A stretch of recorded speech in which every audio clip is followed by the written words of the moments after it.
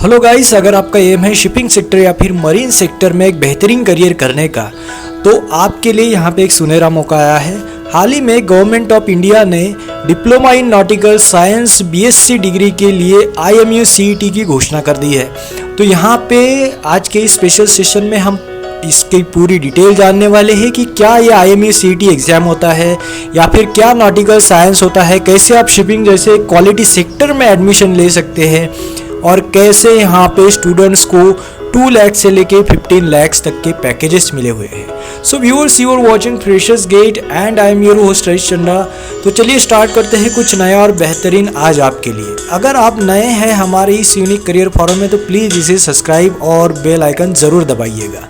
So guys, सबसे पहले हम लोग नॉटिकल साइंस बीएससी डिग्री के बारे में जान लेते हैं कि इस कोर्स में क्या पढ़ाया जाता है। इसमें जैसे आपका शिपिंग नेविगेशन हो गया, कार्गो ऑपरेशन हो गए, शिप के बड़े बड़े जो कंटेनर्स आते हैं उसका ऑपरेशंस हो गए, वो कैसे मैनेज करना है, शिप मेंटेनेंस भी आता है इसमें, थ्योरेटिकल एंड प्रैक्टिकल नॉलेज आता है आपका about ship operation, naval architecture हो या फिर नॉटिकल साइंस रिलेटेड स्टडी हो, प्रोजेक्ट प्लानिंग हो, यानी कि कई सारी चीज़ें इस कोर्स में आती है। अब इस कोर्स में अगर आपका इंटरेस्ट हो या फिर इनमें से कोई भी फील्ड में अगर आपका इंटरेस्ट हो, शिपिंग कॉरपोरेशन को लेके या फिर शिपिंग सेक्टर को लेके, तो आपको IMU CET प्री एग्ज़ाम देना पड़ता है। अब यहाँ पे गाइस सबसे इम्पोर्टेंट बात आप याद रखिए कि जिनको इंडियन मैरीटाइम यूनिवर्सिटी में इंजीनियरिंग या फिर उस रिलेटेड स्टडी में जाना है तो आपको ये एग्ज़ाम देना नहीं है। जी हाँ, ये एग्ज़ाम सिर्फ आपको BSc नॉटिकल साइंस में अगर आपका इंटरेस्ट है तो ही आपको IMU CET देनी है। इंजीनियरिंग के लिए अलग से प्री एग्ज़ाम ऑर्गेनाइज किया जाएगा जिस रिलेटेड हम आपको अलर्ट देते रहेंगे। आप इसे हमारे चैनल को सब्सक्राइब करके रखिए। अब बात करते हैं हम टोटल डिटेल्स की इस एग्ज़ाम के बारे में। अब IMU CET जो आपका एग्ज़ाम होने वाला है वो 3 आवर्स का एग्ज़ाम रहेगा। इसमें 200 मल्टीपल चॉइस क्वेश्चंस रहेंगे। टोटल क्वेश्चन या फिर जो सिलेबस रहेगा आपका 10+2 के ऊपर डिपेंड रहेगा, यानी कि इसमें अगर आपका साइंस है, फिजिक्स, केमिस्ट्री, मैथमेटिक्स है और इंग्लिश या फिर जनरल एप्टीट्यूड जो सब्जेक्ट्स है इसके ऊपर आपका पेपर रहने वाला है। तो इसमें सबसे बड़ी बात आप लोग के लिए ये है कि आपके लिए निगेटिव मार्किंग सिस्टम नहीं है और ये एग्ज़ाम आप घर से भी दे सकते हैं अगर आपके पास लैपटॉप और डेस्कटॉप हो, साथ ही में स्पीकर एंड वीडियो इक्विपमेंट है, तो ये एग्ज़ाम आप घर से दे सकते हैं। उस रिगार्डिंग मैंने कंप्लीट नोटिफिकेशन डिटेल लिंक में दिया हुआ है कि घर से एग्ज़ाम देने के क्या टर्म्स एंड कंडीशंस रहेंगे, तो आप नोटिफिकेशन का लिंक एक बार ज़रूर चेक कीजिएगा। अब जो एग्ज़ाम डेट रहेगा आपका वो 13 मार्च रहेगा 21 और एग्ज़ाम टाइमिंग जो है वो सुबह 11 से लेकर 2 बजे तक के रहने वाला है। रिज़ल्ट भी ऑनलाइन लगने वाला है आपका 17 मार्च को और एडमिशन फ़ौरन चालू हो जाएंगी अप्रैल मंथ में। अब इस एग्ज़ाम के बारे में सही तरीके से जानने का तरीका है कि इसका मॉक टेस्ट दिया जाए, तो मॉक टेस्ट आप मिस मत कीजिएगा। 9 मार्च को इसका मॉक टेस्ट है, तो प्लीज़ आप मॉक टेस्ट ज़रूर दीजिएगा और आपका जो हॉल टिकट वगैरह है वो 4 मार्च तक के आपके पास मिल जाएगा या फिर आपके जो लॉगिन रहते हैं उसमें आ जाएगा। अब ये जो एग्ज़ाम है जैसे कि आपको पता है नॉटिकल साइंस DNS BSc के लिए लिया जा रहा है, तो इसके तहत आपको जो 7 गवर्नमेंट एफिलिएटेड इंस्टीट्यूशन है जो मैरीटाइम रिलेटेड स्टडी प्रोवाइड करते हैं उसमें आपको एडमिशन मिलेगा। फॉर एग्जांपल के लिए यहाँ पे मैंने लिस्ट दिया है, तो प्लीज़ आप इसे थोड़ा पॉज करके देखिए ताकि आपको पता चले कि कौन सा आपको इंस्टीट्यूशन मिलने वाला है अगर आप ये एग्ज़ाम पास आउट हो जाते हो तो। अब बात करते हैं हम एलिजिबिलिटी की।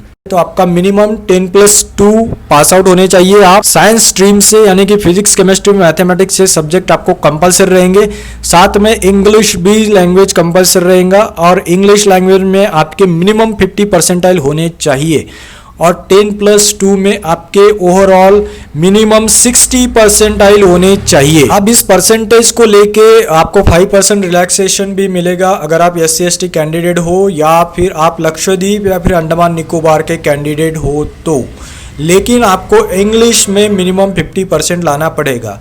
अब ये एग्ज़ाम जो है 10+2 स्टूडेंट के साथ साथ जो BSc में है या फिर जिन्होंने BTech कर लिया है वो भी स्टूडेंट दे सकते हैं। तो आपका BSc में मिनिमम 55 परसेंटाइल होने चाहिए CGPA एंड BTech में 50 परसेंटाइल होने चाहिए। और इसमें सबसे अहम बात जो है आपको चेक करनी है इसका मेडिकल फिटनेस। तो उसका लिंक भी मैंने डिस्क्रिप्शन में दिया हुआ है, नोटिफिकेशन का लिंक। तो प्लीज़ आप ये एग्ज़ाम में अपीयर होने से पहले मेडिकल फिटनेस के बारे में जान ले, तभी इसके बाद आप ये एग्ज़ाम दे। ये मेरी आपसे गुजारिश है, इसका आप हमेशा ध्यान रखिए। और इस रिलेटेड जो भी टोटल डिटेल्स है उसका लिंक आपको डिस्क्रिप्शन में मिलने वाला है। साथ ही में जो इंपॉर्टेंट डॉक्यूमेंट्स है अगर हम उसकी बात करें तो आपका स्कैन कॉपी ऑफ फोटोग्राफ होना चाहिए, सिग्नेचर होनी चाहिए, 10th का मार्कशीट होना चाहिए डेट ऑफ बर्थ के प्रूफ के लिए, और 12th का मार्कशीट कंपलसरी रहेगा। वहीं अगर आप डिग्री के बाद अगर अप्लाई करते हैं तो आपका डिग्री सर्टिफिकेट रहेगा कंपलसरी, और आपका कैटेगरी सर्टिफिकेट कंपलसरी है। बस फिर इसके बाद आपको पे करना है। अब पे कितना करना है वो भी मैं आपको बता देता हूँ। अगर आप ओबीसी, एनसीएल या फिर जनरल कैटेगरी को बिलोंग करते हैं तो आपका फीस जो रहेगा रजिस्ट्रेशन 1000 रुपीज़ रहेगा। वहीं अगर आप SC/ST कैंडिडेट हो तो आपका 700 फीस रहने वाला है। तो ये आप हमेशा ध्यान में रखिए। अब इसमें मैक्सिमम एज की अगर हम बात करें, अगर आप जनरल मेल कैंडिडेट है तो आपका 25 ईयर्स रहेगा मैक्सिमम एज क्राइटेरिया। वहीं जनरल फीमेल के लिए 27 year, OBC NCL male 28 year, female 30 years, SC/ST male 30 years and SC/SC female 32 years का ये कैटेगरी रहेगा। अब इसमें हमने कई सारी चीज़ें कवर अप तो कर ही ली है। वहीं अगर हम इसमें कैंपसिंग की बात करें तो नो डाउट जो भी आप 7 इंस्टीट्यूशन में एडमिशन लेने वाले हो उनका क्वालिटी कैंपस है। इवन डायरेक्ट वहाँ से 100% के आसपास प्लेसमेंट होता है। और यहाँ पे स्टूडेंट्स को देखा गया है नियरली 2 लाख से लेके 15 लाख पर एनम तक के सैलरी पैकेजेस मिले हुए हैं। अब इस एग्ज़ाम रिलेटेड अगर आपको कुछ और डिटेल पूछना हो तो आप डेफिनेटली मुझे कमेंट कर सकते हैं। और आज का सेशन मैं आशा करता हूं कि आपको काफ़ी अच्छा लगा होगा। ऐसे ही नए और यूनिक एजुकेशनल स्टफ के लिए हमें सब्सक्राइब करके रखें और बेल आइकन भी ज़रूर दबा के रखें। अगली बार फिर मिलते हैं और एक यूनिक स्टफ के साथ। Till then have a great day, have a great time and thanks for watching guys.